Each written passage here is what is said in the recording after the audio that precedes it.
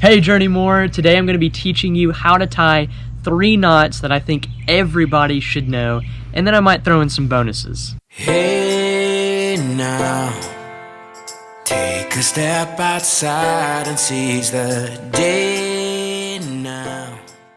The first knot I'm showing you is actually the first knot that I learned because it's super simple. This is the square knot. This is used for joining 2 different ropes to make a longer rope.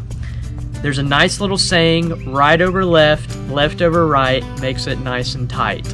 So that's what the square knot is. You're gonna take your right hand, so the piece that's in my right hand, I'm gonna cross it over the piece that's in my left hand. I'm gonna twist it around. Now, this piece is in my left hand. So it's the same piece, but it's in my left hand, so left over right, twist underneath, get it in here, boom. That's what it should look like. If you do not do right over left, then left over right, you're gonna get a granny knot.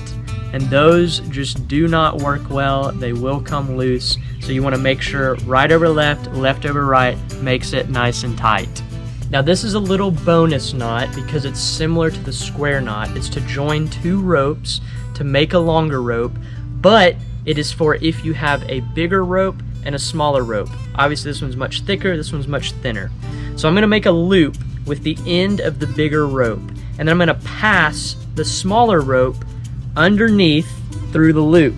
I'm gonna make sure I get plenty out here, and then all you have to do is come around, cinch here, and then you come underneath here, and you pull that, and there you go. That's a sheep bend. It looks kind of similar to a square knot, so you should get that look of the ropes crossing here, and that's how you know you've got the sheep bend, and it will not come apart. The second knot is the taut line.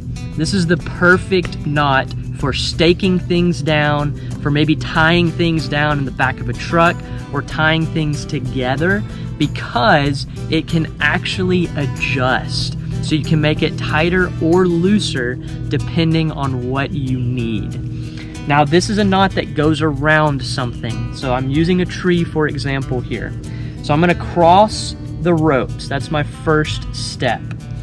The second is I'm gonna come through the big hole once and wrap around my main rope here. Then I'm gonna come through again. So I've got 2 loops here. Now from here, I'm gonna come to the outside. So I'm gonna cross over my secondary rope.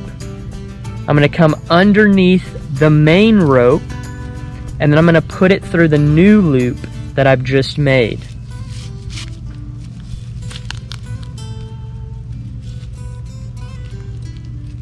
So as you can see, I've got 3 loops here. It's nice and tight. I can pull on that and it's not going anywhere, but check this out. This is what's really cool about it. I can loosen it, or I can tighten it up to the tree, which gives me more slack here, or I can pull it out further and further to give me more of a loop and less slack out here. But again, it is not coming apart. The other bonus knot here is a 2 half hitch. So all a 2 half hitch is the same exact thing, but instead of doing 2 loops through our big opening here, you do 1, and then you immediately come to the outside, and you do the exact same thing as a taut line.